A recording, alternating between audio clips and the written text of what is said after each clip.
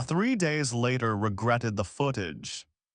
The Hall of Convergence on Threnn Prime does not simply hold sound, it swallows it. Vaulted ceilings of black basalt rise 400 meters into a violet sky, veined with rivers of molten copper light that pulse like the arteries of some sleeping god. The architecture is not built to welcome. It is built to remind every visitor in the first breath they take that they are small. Delegates from 900 worlds shift in their seating rings, their translators murmuring in a dozen overlapping tongues, a susurrus of nervous diplomacy.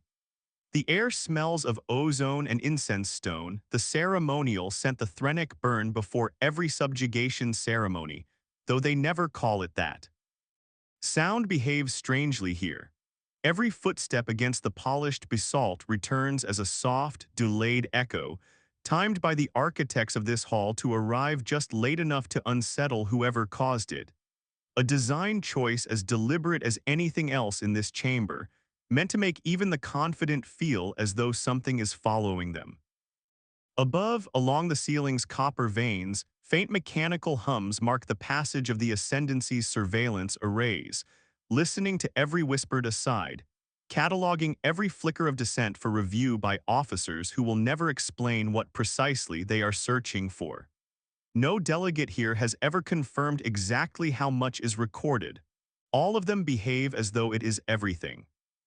And there, near the outer ring, almost lost in the shadow of a support column, stands a single human. She wears no ceremonial armor, no rank insignia, no translator device flashing warning colors. Just a plain gray coat, hands folded, eyes calm. No one on the council has bothered to look at her twice. Humanity is new. Humanity is small. Humanity, by every metric the Thrennic Ascendancy has ever measured, is irrelevant. That is about to change. A ripple moves through the throat sacs of the Thrennic High Commander, Veilsorun, amber light flaring to a warning red. He rises, 13 feet of plated fury, his voice amplified across every world feed in the Ascendancy's dominion. Let the newest species learn, he intones, voice echoing off basalt, what defiance costs. He turns his gaze toward the shadow by the column. Bring the human forward, broadcast it. Let every world watch what happens to those who waste our time. The chamber falls utterly silent. Somewhere unnoticed, Mireille Okonkwo-Reyes finally lifts her head. The Hall of Convergence has stood for 11 centuries, rebuilt twice, expanded 4 times, and in all that history it has served one unbroken function: to remind every species that enters it exactly where they rank in the Ascendancy's order of things. The seating rings are not decorative. They are measured precisely in distance from the central dais, a proximity as a visible, permanent record of political weight. The oldest vassal worlds sit closest. The newest, the least trusted, the least useful, sit at the furthest edge, pressed against the cold basalt walls where the copper light barely reaches.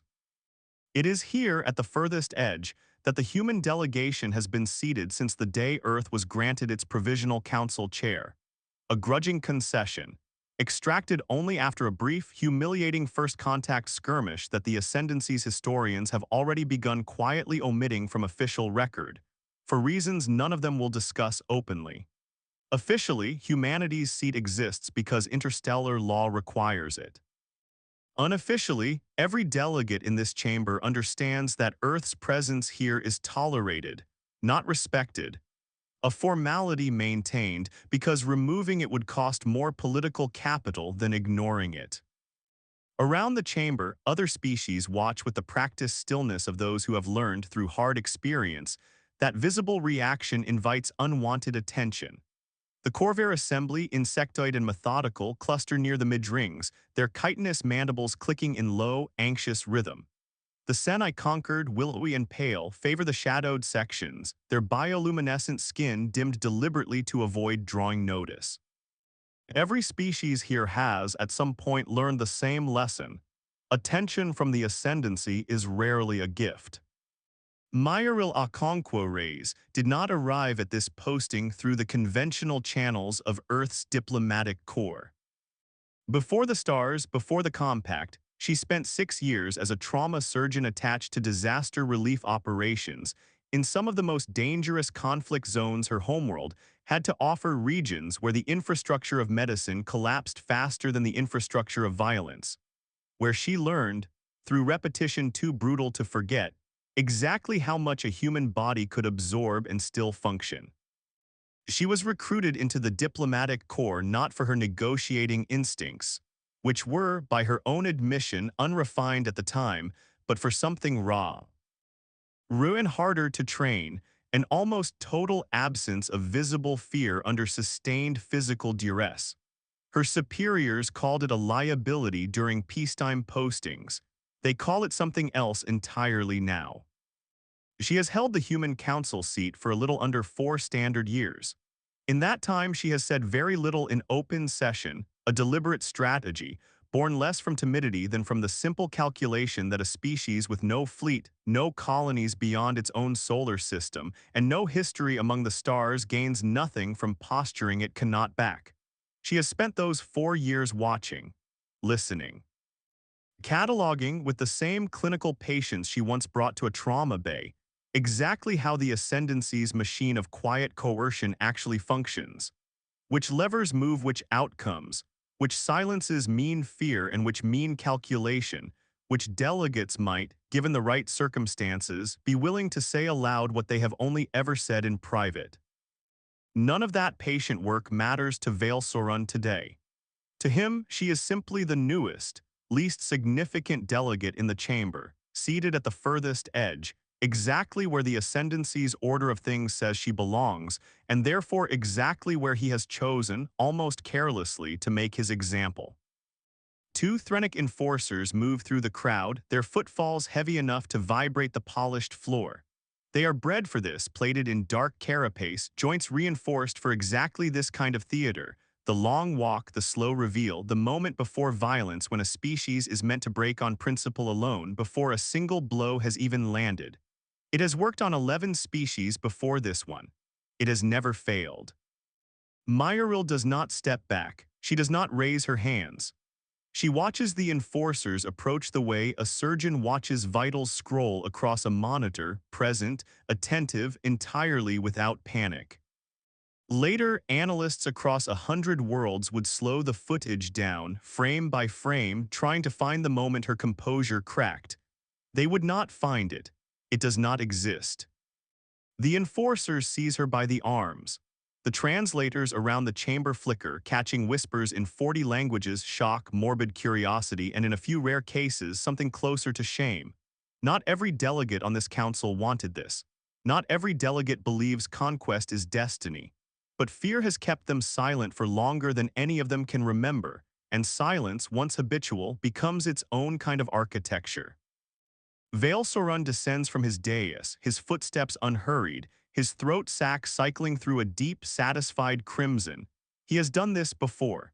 He knows the rhythm of it, the way a species postures in its first minutes of pain, the way it begs in the second, the way it finally, gloriously breaks in the third. He has built an empire on the reliability of that rhythm. Broadcast wideband, he orders. Every world, every relay, let them see. The order is not unusual. It is in fact procedure, a procedure refined across 11 previous first contact subjugations, each one following the same reliable sequence. A species is chosen deliberately for its perceived weakness. A representative is made an example of in full view of the wider galaxy in a setting designed to maximize both spectacle and humiliation. The footage is distributed across every relay the Ascendancy controls, reaching not just the species being made an example of, but every other species still deciding, quietly, whether resistance is worth the cost. It has never failed. Vale Sorun has personally overseen 4 of the 11. He does not consider this 5th instance meaningfully different from the others, and that assumption, small, almost administrative in its casualness, will prove to be the most consequential miscalculation of his long career. 1,000 systems away in a modest apartment on a colony world called Meridian's Rest, A young Vreshkai technician named Orit watches the feed activate on his terminal purely out of habit. Everyone watches Ascendancy broadcasts, whether they want to or not. He almost looks away. He has seen this kind of footage before, has learned to feel nothing when it plays. But something about the human stillness makes him stay. Back in the Hall of Convergence, the first blow lands. It is not gentle. Thrennic enforcers do not know gentle. It has been engineered out of them across 40 generations of selective breeding for exactly this purpose. The strike catches Mireille across the shoulder and drives her down to one knee. A ripple of reaction moves through the gallery. Some delegates recoil, others lean forward, hungry for the spectacle they were promised. She rises. Not quickly, not defiantly in the way the Thrennic understand defiance, chin lifted, voice raised, some grand declaration meant to be remembered. She simply gets back to her feet, the way a person does who has done this before, who has trained their body to treat pain as information rather than instruction. Her breathing does not change. Her eyes do not leave Veilsorun's. Somewhere in the disciplined, compartmentalized part of her mind that 6 years of trauma surgery built, and 4 years of diplomacy sharpened further, Mireille is already doing the only thing that has ever reliably gotten her through moments like this one. Counting, not the blows, the variables. The angle of the enforcer's strikes, the rhythm of Veilsorun's pauses, the flicker of his throat sack each time she fails to react the way his doctrine assures him she should. She has learned, across a lifetime of situations designed to break people, that the moment you start counting the pain itself is the moment it wins. So she counts something else instead. She counts him. Again, he says, and his voice, for the first time in this exchange, carries the faintest note of uncertainty. It is a small thing. It is also the first crack in a foundation 900 worlds believed was solid stone. The second blow comes harder, the third harder still. Somewhere in the 11th minute of broadcast, blood marks the pale basalt floor, and still Mireille Okonkwo-Reyes has not spoken a single word, has not begged, has not wept, has not offered the frightened bargaining that every species before hers offered in this exact chamber, under this exact light. What she does instead is worse for Veilsorun. She watches him, not with hatred, not with fear.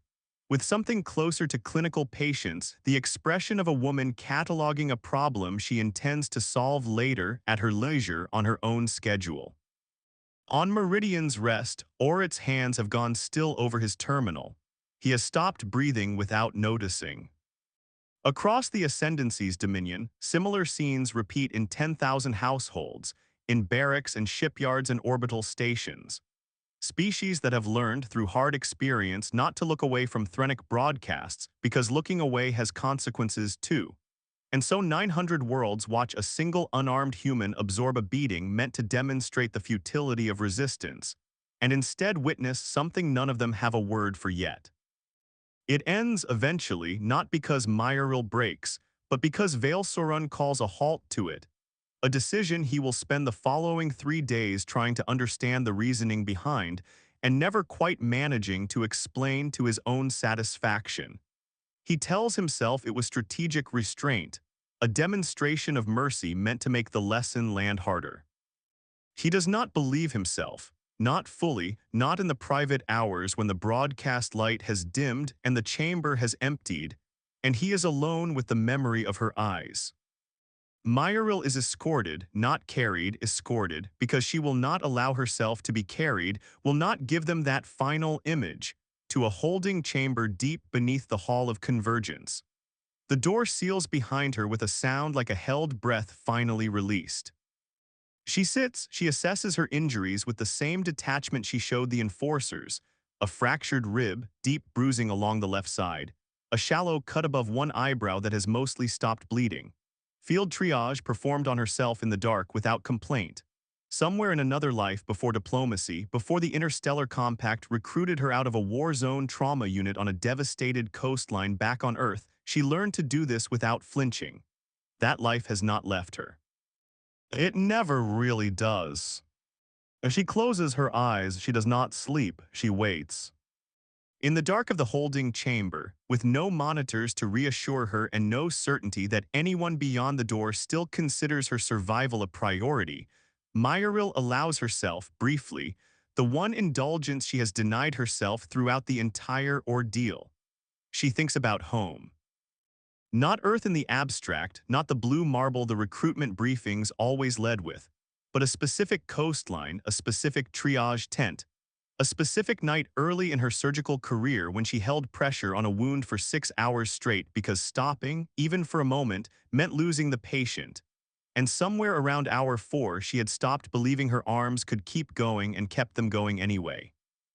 She has never fully explained to anyone how she learned to separate belief from action so cleanly. She is not certain the explanation would translate, even with the best interpreters the compact could provide. Some things she has come to believe are not really lessons. They are simply what gets built into a person by enough nights like that one, whether they wanted the construction or not. She does not know, sitting in the dark, whether any of this will matter to the 900 worlds that watched her refuse to break. She does not know that a technician on a colony called Meridian's Rest is, at that same moment, staring at his own hands and wondering why they will not stop shaking. She only knows that the door will eventually open, one way or another, and that whatever waits on the other side of it, she intends to meet it standing. Day 1 begins not with sunrise. Threnn Prime's binary suns do not observe anything so simple as a single dawn, but with the slow, grinding realization, spreading across the Ascendancy's territory, that the broadcast has not done what broadcasts are supposed to do. In 11 previous first contact subjugations, the footage of a species representative breaking under Thrennic force had always been followed within hours by capitulation, a formal surrender delivered through back channels, an acceptance of vassal status, the quiet folding of an entire civilization into the Ascendancy's endless machine of conquest. It is, in Thrennic strategic doctrine, as reliable as gravity. Earth does not surrender. In the hours before that decision becomes public, the deliberation happening in Sol's system is not the deliberation the Ascendancy's analysts expect to find when they finally manage to intercept fragments of it. There is no war council debating fleet deployments Earth does not possess. There is instead a small, exhausted group of compact liaisons and Earth government officials arguing, for nearly 19 straight hours, over a much narrower and more uncomfortable question: whether releasing Mireille's full medical history, unredacted, constitutes a violation of her privacy that no diplomatic advantage could justify. It is Mireille herself, reached via a delayed, heavily compressed transmission from the holding chamber beneath the Hall of Convergence, who ultimately settles the argument. Her message is short, is not addressed to any particular official, and is later included in full in the Compact's official historical archive. Release it, all of it. I didn't survive that chamber, so the file could sit in a drawer being protected on my behalf. Let them see exactly what it cost and exactly how little it changed. That's the only argument I actually want to make. The officials debating her privacy on her behalf fall silent for a long moment after the transmission arrives, and then, without further vote, authorize the release exactly as she requested. Earth does not even respond, not in the way the Ascendancy's diplomatic corps expects. There is no outraged transmission, no declaration of war, no panic scramble of unprepared ships toward the border. Instead, 26 hours after the broadcast, the Interstellar Compact's relay network receives a single data packet from the Sol system, addressed not to the Thrennic Ascendancy, but to every species with an active seat on the Council. It is Mireille's full medical file. Not redacted, not softened. Every scan, every trauma record, every surgical note from a woman who has been shot, burned, broken, and rebuilt more times than most soldiers twice her age. Because before she was a diplomat, she spent 6 years as a field surgeon in conflict zones so dangerous that most of her colleagues did not survive their first rotation. The file includes psychological evaluations. It includes a note appended by her own hand, addressed to no one in particular and everyone at once. I have been hurt worse by my own species, for reasons far less noble than survival. This was not the worst thing that has happened to me. It will not be the last time I choose to stay standing. The note spreads faster than any broadcast the Ascendancy has ever produced. On Meridian's rest, Orit reads it 4 times before he understands why his hands are shaking. He has lived his entire life under Ascendancy administration, in a colony whose founding generation was subjugated so thoroughly so long ago that the concept of resistance has never once been discussed in his household, not out of contentment, but out of a fear so deeply inherited it no longer even registers as fear. It simply feels to him like the shape of the world.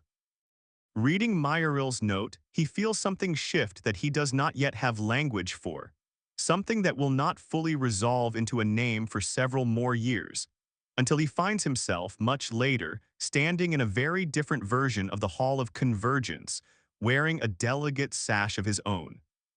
He is not alone in that feeling. Across the Corvair Assembly's hive worlds, translated summaries of the medical files circulate through channels the Ascendancy has never bothered to monitor, because insectoid communication patterns have always seemed to Thrennic observers too fragmented and low priority to warrant serious surveillance. That oversight becomes, in the following weeks, one of the Ascendancy's more costly blind spots. The Corvair have spent 3 centuries under vassal status, their considerable industrial capacity quietly siphoned into Ascendancy shipyards under terms none of their generation chose and none feel able to renegotiate. Reading a species half their size and infinitely less established describe, without flinching, exact calculus of choosing to stay standing, something in the Assembly's collective decision-making begins, slowly, to recalibrate. Even within the semi-conquered, a species whose bioluminescent communication makes secrecy almost structurally difficult, every emotion visible as shifting color across their skin whether they intend it or not, a quiet, unplanned synchronization occurs. Delegates who have not spoken to each other in years, kept apart by decades of ascendancy policy explicitly designed to prevent exactly this kind of coordination, find themselves exchanging brief, careful messages. Not plans. Not strategy. Just the tentative, dangerous admission that they, too, watched the footage, and they, too, noticed that nothing happened the way it was supposed to. None of this constitutes rebellion. None of it on its own threatens the Ascendancy's formal authority in any way its military strategists would recognize as urgent. But it constitutes something the Ascendancy's doctrine has never had to account for before, a galaxy quietly, independently arriving at the same observation, all at once without coordination, without leadership, without anyone having to convince anyone else. The observation is small, almost absurdly simple, and it is this she did not break, and nothing happened to her for not breaking that the Ascendancy did not already do to her regardless. In the Hall of Convergence, Vale Sorun receives a summary of the transmission from his intelligence officers and says nothing for 11 full minutes an eternity, for a species whose social rhythms depend on near-constant vocalization. When he finally speaks, it is not the order his officers expect. "Find out what she meant," he says. "Find out what could possibly be worse." They do not find out, not that days. What they find instead, scattered across encrypted diplomatic channels that the Ascendancy's cryptographers have never quite managed to fully crack, is a pattern beginning to take shape among the Council's smaller delegations, species who have quietly suffered under Thrennic dominance for generations, who have learned the particular exhaustion of swallowing their objections meeting after meeting, decade after decade. They are talking to each other, not through official channels, through the human embassy. It should not be possible. Humanity has held its council seat for less than 4 standard years. It has no fleet worth mentioning, no colonies beyond its own solar system, no history of the kind of coalition building that takes centuries to cultivate. And yet somehow in the space of a single day, quiet conversations are happening in corners of the galaxy the Ascendancy has never bothered to monitor closely, because it never occurred to them that anyone would. Vale Sorun does not yet understand what he has broadcast. He believes he has broadcast a lesson, He has, in fact, broadcast an invitation. Beyond the Ascendancy's formal borders, in the loosely governed frontier systems no major power has ever bothered to fully absorb, the broadcast reaches an audience Veilsorun has not accounted for at all. The Carno's Directorate, a smaller but militarily disciplined power that has spent the last several decades maintaining a careful, wary distance from Ascendancy expansion, unwilling to provoke a direct confrontation but equally unwilling to accept vassal terms of its own. Directorate strategists watch the footage with the specific, professional interest of rivals assessing an opponent's methods, and what they see troubles them more than any single act of cruelty could have on its own. They have just shown every uncommitted power in this quadrant exactly how their doctrine responds to something it cannot immediately break, a Directorate intelligence officer notes, in an internal assessment that will not become public for several more years. That is not strength, that is the discovery of a boundary. Boundaries once discovered get tested. The Directorate does not act on this assessment immediately. Caution has kept it alive this long, and caution does not evaporate overnight. But it begins, quietly, redirecting resources toward exactly the kind of coalition building the human embassy is already, almost accidentally, demonstrating the value of. Years later, when the Independent Trade and Defense Coalition formally extends observer status to the Directorate, the invitation will note, with something close to dry humor, that the Directorate's interest predates its membership by considerably longer than either side initially admitted. Day 2 arrives, and with it, a request, formal, polite, utterly unexpected from the human embassy to the Ascendancy's council liaison. Not a demand for the ambassador's release. Not a threat of retaliation. A request for access to the full, unedited broadcast footage for what the transmission describes with disquieting calm as documentation purposes. The Ascendancy's diplomatic corps debates Thai. As for hours, some argue it is a trap, others argue it is proof of weakness, that humanity, lacking any capacity for meaningful response, is reduced to requesting paperwork.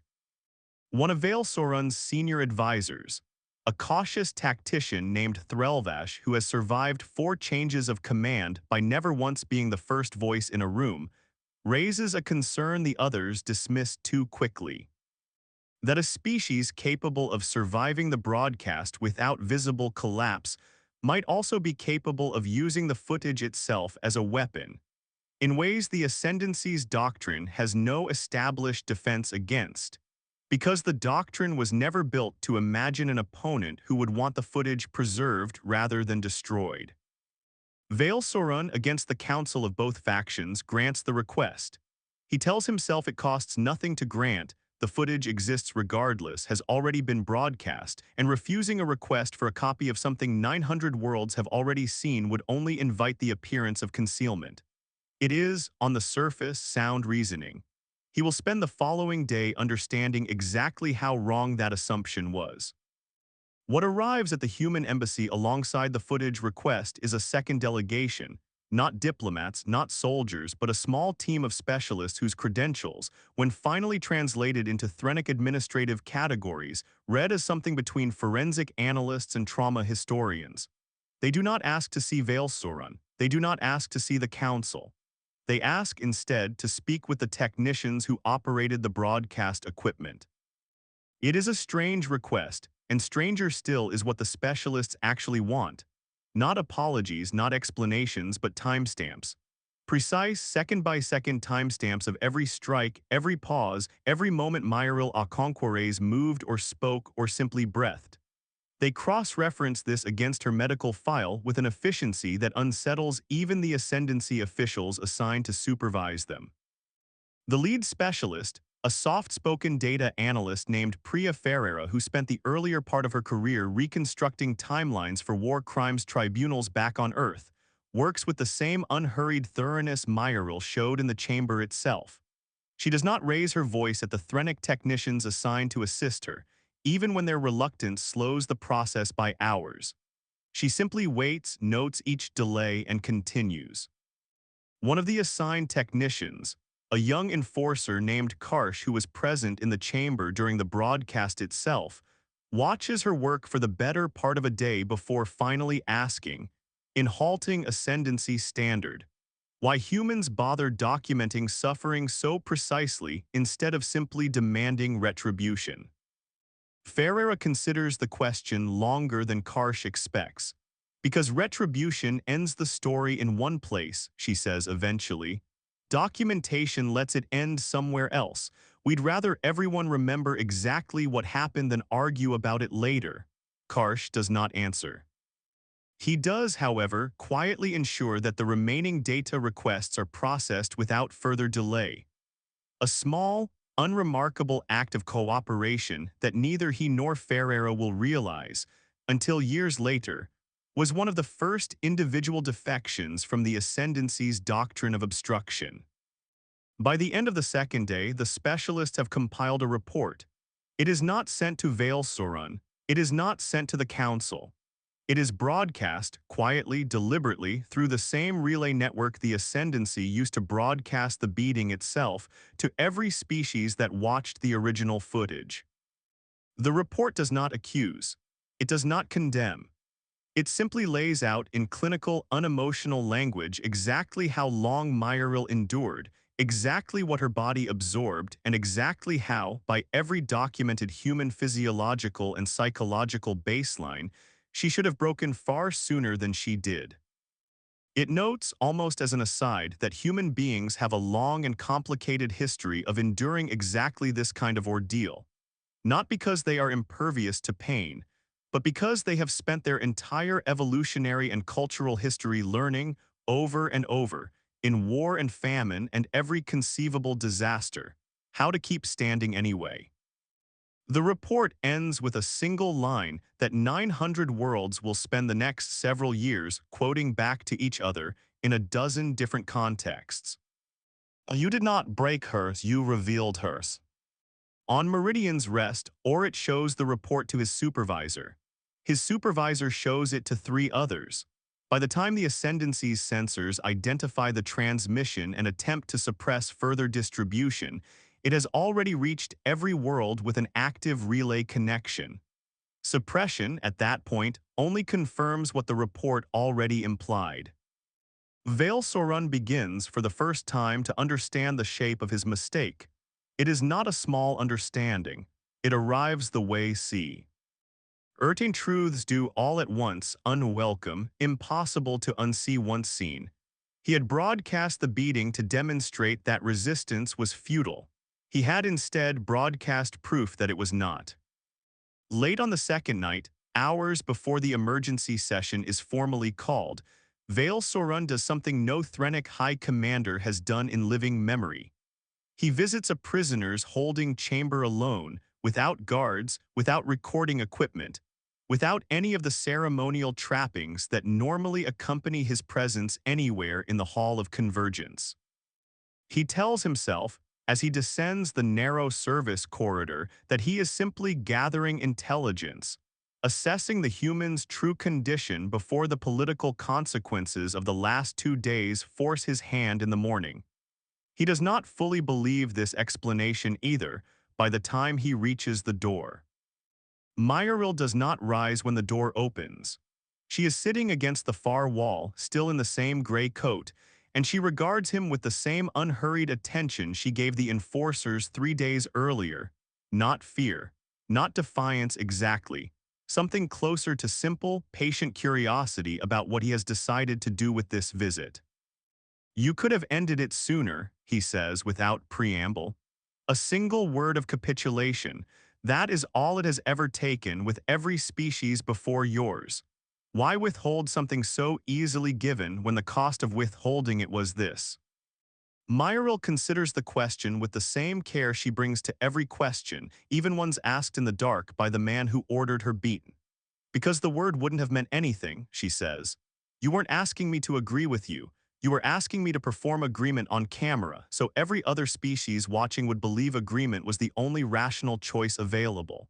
I wasn't going to hand you that, not for a lighter sentence, not for anything. Some costs aren't actually about the thing they claim to be about, Commander.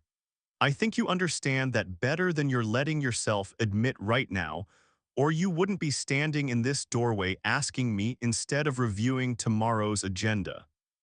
Vale Sorun does not answer. He stands in the doorway a moment longer than protocol or purpose require and then, without another word, leaves. Neither of them will ever discuss the visit publicly. It will surface only once years later in a single line of Threlvash's private memoir, noting that his commander returned from an unrecorded absence that night visibly, uncharacteristically shaken, and never explained where he had been. Day 3 begins with a request from the Council's smaller delegations, 17 of them, species who have never before coordinated a joint statement in the Council's recorded history for an emergency session. Vale Sorun, sensing the shifting current beneath him and unwilling yet to name it, grants the request, expecting to reassert control the way he always has through presence, through scale, through the sheer accumulated weight of Thrennic dominance. The Hall of Convergence fills again, faster and more fully than any session in recent memory. Delegations that have not sent representatives to a council meeting in years suddenly find reasons to attend in person. The seating rings, still arranged in their old hierarchical distances, feel somehow smaller than they did 3 days earlier, as though the chamber itself has not yet caught up to how much has changed in so short a span. The basalt floor still bears faint marks from 3 days prior, not fully cleaned, a detail that does not go unnoticed by the assembled delegates. Several of them look at those marks longer than protocol would normally permit. Orit watches this session too from Meridian's Rest, alongside nearly every other resident of the colony who can find access to a working relay terminal. It is, by local record, the highest simultaneous viewership any council broadcast has ever drawn on his world, higher even than the original beating itself, and the difference is not lost on anyone paying attention. 3 days earlier, people watched out of habit, out of the low, resigned obligation of subjects observing their own subjugation. Today, for reasons many of them cannot fully articulate, they watch because they want to. Mireille Okonkwo-Reyes walks into the chamber under her own power. She has been given no medical treatment by the Ascendancy, a deliberate omission everyone understands, though no one says so aloud, and yet she moves without visible hesitation, her injuries bound with what analysts will later confirm is field-improvised care, the same kind of triage she performed on herself in the holding chamber 3 days earlier. She wears the same plain gray coat. She has not asked for an apology. She has not requested retribution. She stands once again near the outer ring, and this time every eye in the chamber finds her immediately. Vale Sorun rises to speak first. As protocol demands, and for the first time in longer than he can recall, he finds himself uncertain of his opening words. He settles eventually on something close to justification, an assertion that the Ascendancy's methods, however severe they might appear to newer species, have maintained stability across 1,000 worlds for longer than humanity's recorded civilization has existed. It is, by Thrennic standards, a reasonable argument. It has worked in this chamber for centuries. He lists with practiced precision the trade routes secured under Ascendancy protection, the conflicts prevented through the credible threat of Thrennic intervention, the generations of relative peace purchased, in his telling, at the acceptable cost of occasional necessary demonstrations of consequence. Several of the older delegations nod along, out of habit more than conviction. The argument has been repeated often enough, across enough centuries, that agreement has become a kind of reflex, disconnected from whether anyone still actually believes it. Threlvash, seated near the dais, watches the gallery rather than his commander as the speech unfolds, and notices what Vale Sorun, still facing forward, does not. The nodding has grown thinner, fewer heads moving, longer pauses before each reflexive agreement. It is a small thing, the kind of shift a lesser observer would miss entirely. But Threlvash has spent 4 regime changes learning to read exactly this kind of silence. And what he reads in it now unsettles him more than anything in the medical file or the forensic report. Mireille does not immediately respond. She lets the silence stretch, the way she let the silence stretch during the beating itself, and the delegates who watched that footage feel an uncomfortable, familiar tension settle over the room. When she finally speaks, her voice is quiet enough that the chamber's amplification systems must work to carry it, and somehow that quietness makes every word land harder than shouting would have. Stability built on fear isn't stability, she says. It's just fear that hasn't found its breaking point yet. You built an empire assuming every species you conquered would eventually find that point, and for 11 species you were right. I'm not telling you that you were wrong about them. I'm telling you that you were wrong about assuming there's a universal one. She turns slowly, taking in the assembled delegates. Not just the Ascendancy's representatives, but the smaller worlds, the quiet coalitions that formed in back channels over the last 2 days, species who have spent generations believing their silence was the price of survival. You didn't just underestimate humanity, she says. You handed 900 worlds a very clear, very well-documented demonstration of exactly what your empire is willing to do to anyone who doesn't comply. I didn't have to say a word for that message to land. You said it for me. All I had to do was still be standing when the cameras stopped rolling. Vale Soran's throat sac cycles through a color sequence his own species rarely displays in public. Something between fury and the dawning, unwelcome recognition of having been thoroughly outmaneuvered by an opponent who never raised a weapon. This changes nothing, he says, though his voice lacks the certainty it carried 3 days earlier. The Ascendancy's position remains unchanged. Our fleets remain unchanged. Your fleets, Mireille interrupts, gently, almost kindly, were never the problem. Fear was always the actual weapon, and you just spent 3 days on every relay in your territory showing 900 worlds that fear has a shelf life. A murmur moves through the gallery, quickly stifled but not quickly enough to escape notice. Vale Soran's throat sac flares again, and this time he does not attempt to mask the color. You speak as though your species has some unique claim to endurance, he says. We have broken species stronger than yours, species with fleets, species with centuries of martial history behind them. What makes you believe 3 days of silence changes anything about that record? Nothing about 3 days changes your record, Mireille says. I'm not here to argue your history with you, Commander.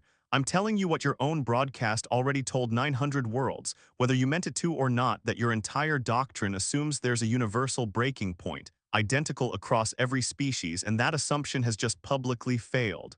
You don't need me to lose faith in it. You need everyone in this room to keep believing it applies to them. And for the first time in your Ascendancy's history, a significant number of them just watched proof that it might not.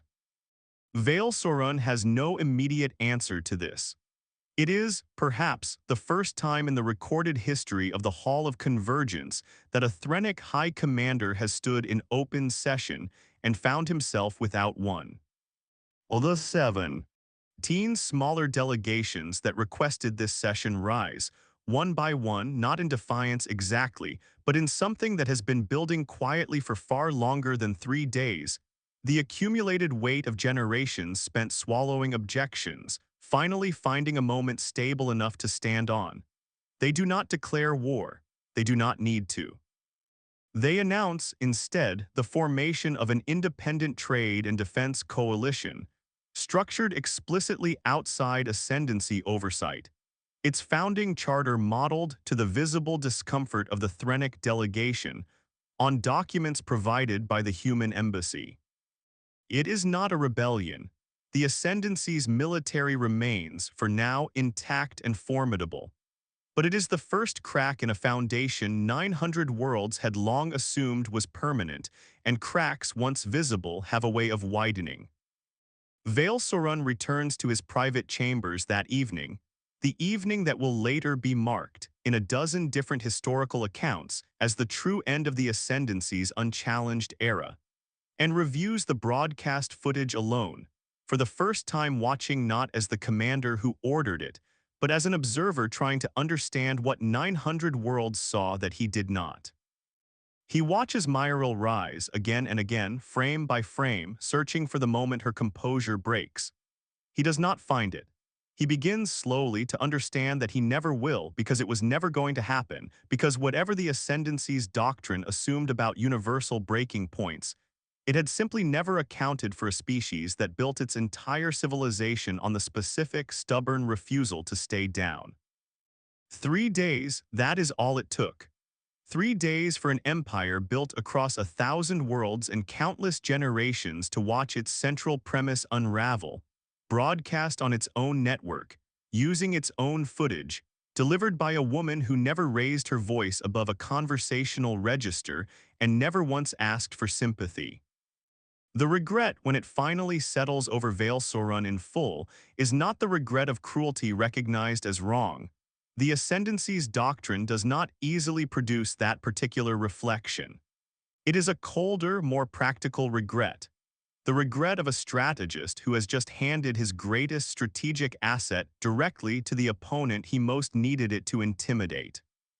He will spend the following years trying to undo the consequences of those 3 days. He will not fully succeed. Empires built on fear discover, eventually, that fear is a currency that only holds value as long as no one calls its bluff. 900 worlds watched humanity call it. The weeks that follow the emergency session move quickly, in the strange compressed way that history often does, years of consequence folding into a handful of pivotal months. The independent coalition, initially 17 worlds, grows to 40 within the first standard year, each new member drawn not by force or persuasion, but by the simple, radical proof that withdrawal from ascendancy oversight did not result in immediate annihilation. The Thrennic fleet, poised for generations to make an example of exactly this kind of defiance, hesitates because Vale Sauron, watching the broadcast networks more carefully now than he ever has before, understands that a second demonstration of force, aimed at a coalition openly modeling itself on human diplomatic frameworks, risks producing exactly the same unraveling the first demonstration produced, only faster, only worse. Earth, for its part, does not position itself as a liberator. Mireille is explicit about this in every subsequent council session, in every embassy communication, in the careful, deliberate language of the coalition's founding charter. Humanity did not defeat the Thrennic Ascendancy. Humanity simply refused to accept its terms, and in refusing, revealed to 900 worlds that refusal was an option that had been available to them all along. The transition is not without danger. In the Coalition's 8th month, a Thrennic border fleet moves, without formal council authorization, toward a newly independent Corvair shipyard, a maneuver that every analyst monitoring the situation reads correctly as a test, an attempt to determine whether the old doctrine of fear still holds enough force to reverse the coalition's momentum before it hardens into something permanent. For 6 tense hours, the possibility of open conflict feels closer than at any point since the original broadcast. Corvair defense coordinators request immediate human military support, a request Earth is neither equipped nor willing to fulfill in any conventional sense. What Mireille sends instead is herself, aboard an unarmed diplomatic shuttle, accompanied by nothing but Ferreira's original forensic report, updated with a new, pointed addendum. A request that the approaching fleet's exact maneuver be logged, timestamped, and broadcast, the same treatment given to the beating 8 months earlier. Th. Thrennic Fleet Commander, aware of exactly what happened the last time footage from this conflict reached 900 worlds unfiltered, withdraws before the shuttle even completes its approach. No shots are fired. No formal incident is ever entered into Ascendancy military record. But every delegation monitoring the standoff understands with total clarity what almost happened, and what stopped it from happening was not superior force. It was the accumulated, undeniable weight of a galaxy that had already decided, collectively, which story it wanted to believe about itself going forward. It takes years, real years, not the folded, compressed years of dramatic narrative, but the slow, grinding, unglamorous years of actual diplomatic labor, for the shape of the galaxy to shift meaningfully. Vale Sauron does not vanish from power in a single dramatic council vote. He is, instead, slowly, methodically outmaneuvered across 100 smaller negotiations. As the Ascendancy's own internal factions begin to question whether his doctrine of fear-based stability still serves their interests in a galaxy that has, undeniably, changed. He is eventually removed not by revolution but by his own council, in a vote so quiet and procedural that most of the galaxy barely notices it happened, which is perhaps the most fitting end available to a strategist whose entire doctrine depended on spectacle. Threlvash, the cautious tactician who once warned against granting the footage request, casts one of the deciding votes, not out of malice toward his former commander, but out of the same patient calculation that has kept him alive through 4 regime changes, now finally aligned with the direction the wider galaxy has already chosen. Veilsorun's final years in Ascendancy service are spent, at his own quiet request, in an advisory capacity far from the Hall of Convergence, reviewing historical archives no one else has much interest in re-examining. He watches the original broadcast footage more times than he will ever admit to anyone, still searching, long after it matters strategically, for the moment that never comes. Some among the Reformed Council consider this a fitting private penance. Mireille, when asked about it years later, declines to characterize it either way. That's his story to make sense of, she says. Mine ended the day I walked back into that chamber and nobody made me flinch. Mireille Okonkwo-Reyes remains at her post through all of it. She does not become a celebrated war hero because there is no war to be the hero of. She becomes something stranger and in its own way more difficult to build a legend around, a diplomat whose primary achievement is the slow, patient normalization of the idea that empires do not have to be built on fear to be stable, and that stability built any other way tends to actually last. In the Coalition's second year, the Corvair Assembly formally renegotiates its shipyard contracts, retaining, for the first time in 3 centuries, meaningful ownership over its own industrial output. The negotiations take 14 months, span more than 60 individual sessions, and produce no dramatic footage worth broadcasting, a fact the Coalition's founding charter treats not as a shortcoming but as evidence of success. Peace, Mireille notes in her closing remarks to that particular session, rarely photographs as well as conflict does, and a documentary record built entirely from dramatic turning points will always misrepresent how change actually happens.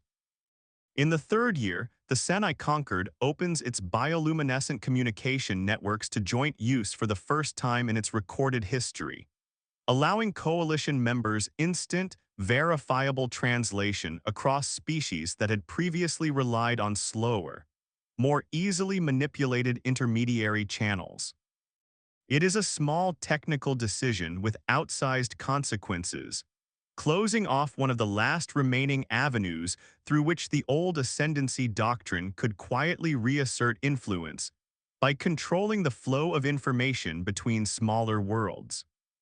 By the 5th year, the Coalition has grown large enough that it requires its own permanent administrative structure, distinct from the Ascendancy-dominated council that still, nominally, oversees the wider region.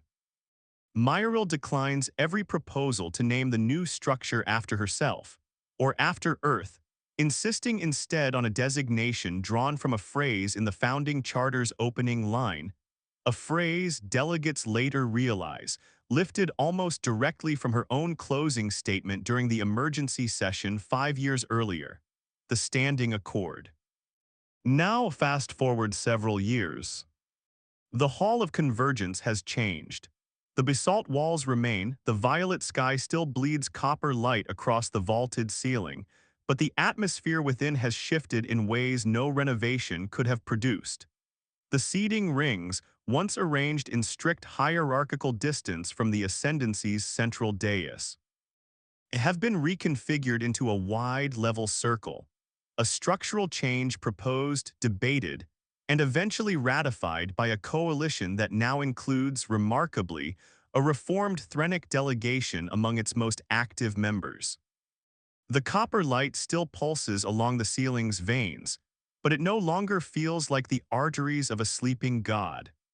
It feels, if anything, like something closer to a heartbeat, steady, ordinary, alive, in an unremarkable way that would have been unthinkable in the chamber's earlier configuration.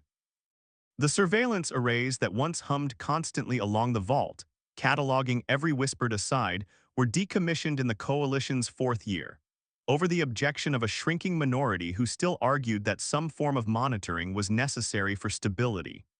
The silence where that hum used to be is, according to several long-serving delegates, the single change visitors notice fastest, even before they consciously register why the room feels different. Sound no longer returns as a delayed, unsettling echo. It simply arrives once and is heard and passes. Former enemies now sit within arm's reach of each other, exchanging notes in the low, comfortable murmur of colleagues rather than the strained whispers of rivals calculating risk. A Thrennic delegate, young, unplaced by the old hierarchy, born after the transformation began, leans over to ask a Vreshkai counterpart a procedural question about trade tariffs, and receives, in return, an answer delivered with the kind of casual patience that could only exist between species who no longer expect betrayal as the default outcome of cooperation. Near the Coalition's section of the circle, wearing the modest sash of a full delegate rather than the observer's credentials he once watched broadcasts through as a frightened technician, sits Orit. He is older now, steadier, the particular kind of steady that comes from having spent years building something rather than simply enduring it. Meridian's Rest sent him to the Council 11 months ago, its first fully independent representative in 3 centuries of Ascendancy administration, and though he still sometimes catches himself flinching at sudden movement near the old dais, habits inherited across generations do not dissolve as quickly as governments do. He no longer mistakes that flinch for who he actually is. At the center of the circle where the dais once stood, there is now a modest podium, and behind it stands Mireille Okonkwo-Reyes, older now, gray threading through her hair, her posture still carrying the same unhurried composure that once outlasted a beating broadcast to 900 worlds. She is addressing a small cohort of new ambassadors, representatives from worlds that a decade earlier would never have been permitted a voice in this chamber at all, let alone a formal seat. You'll hear people describe what happened here as a turning point, she tells them, her voice carrying easily across the reconfigured chamber, no amplification required because the room itself no longer swallows sound the way it once did. I want to correct that gently before you carry the wrong lesson forward. It wasn't a single turning point.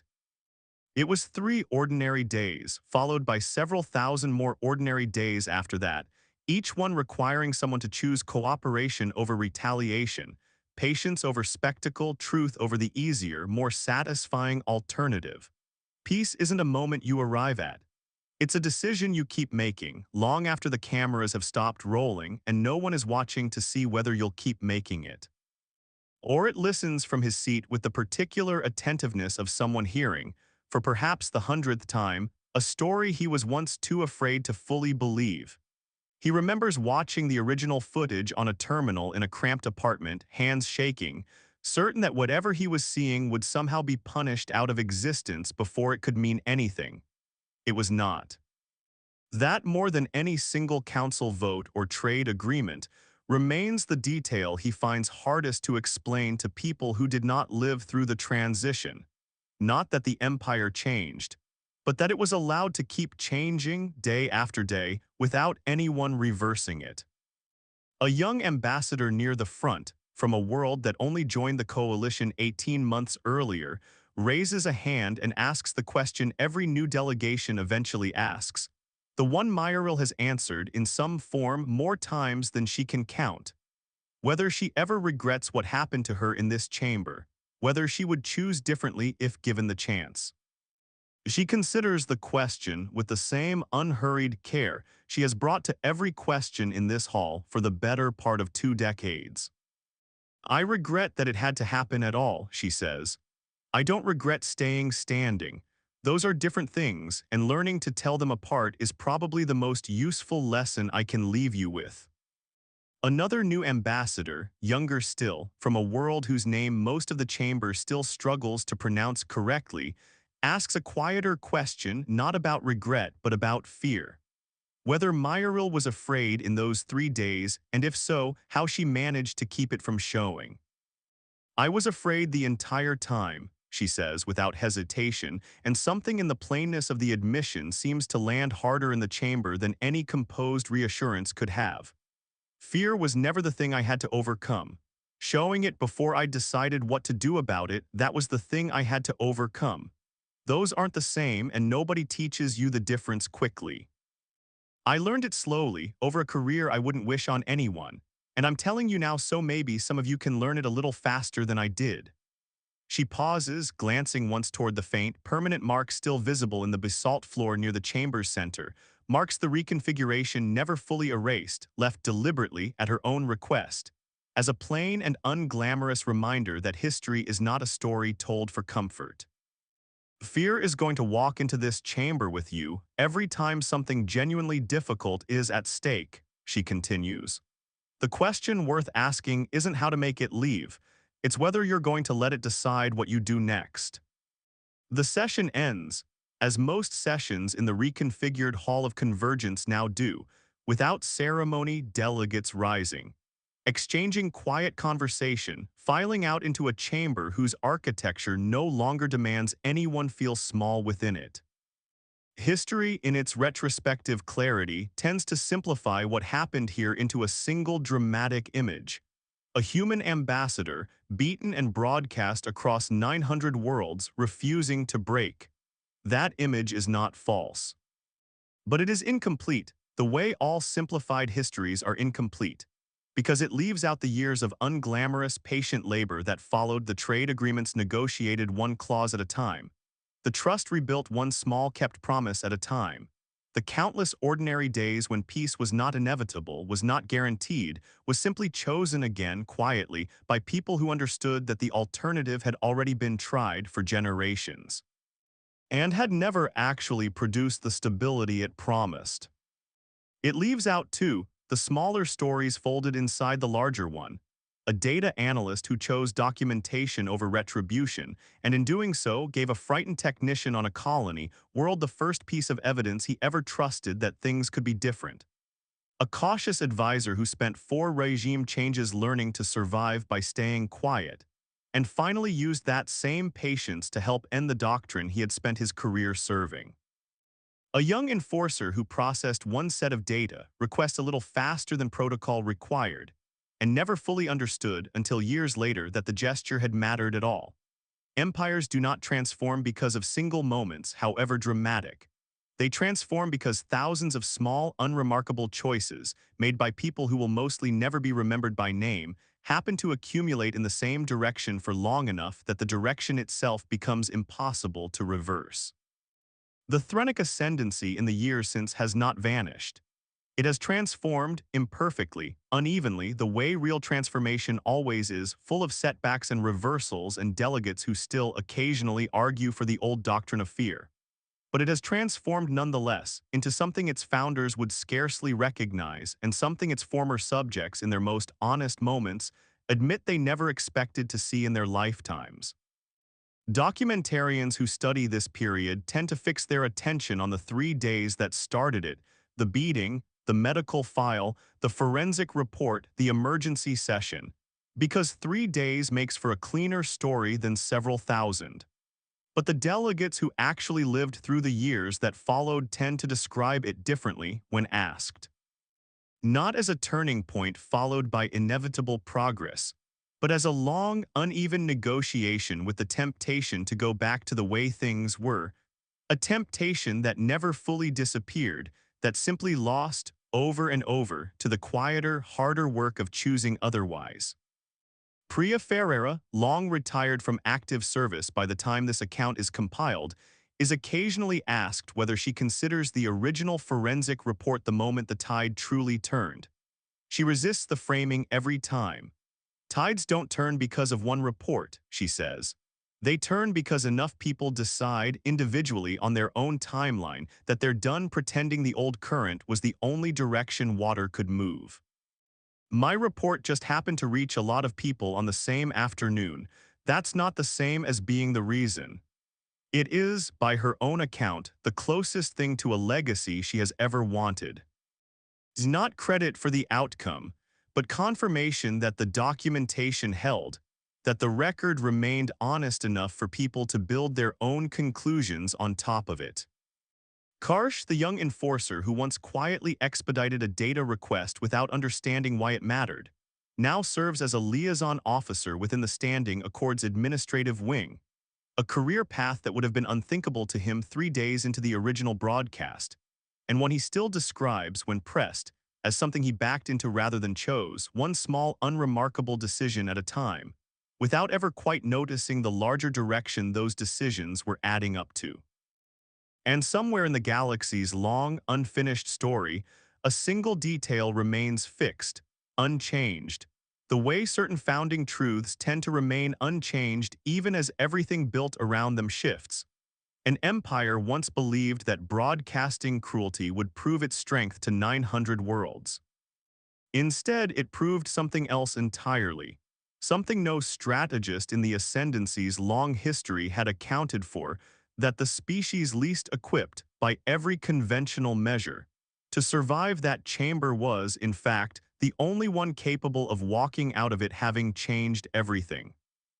The story does not end here, of course.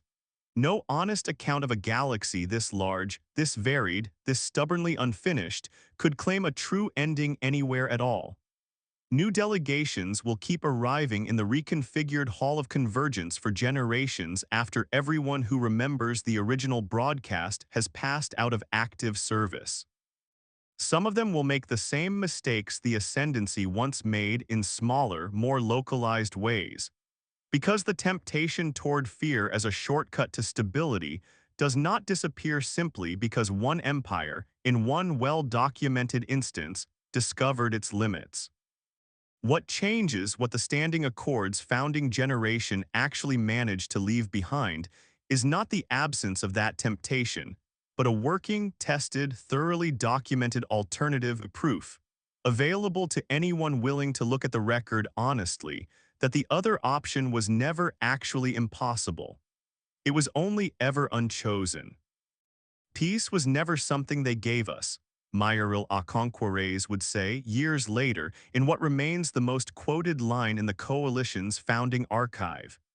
It was something we chose to keep giving each other every single day, long after anyone was still watching.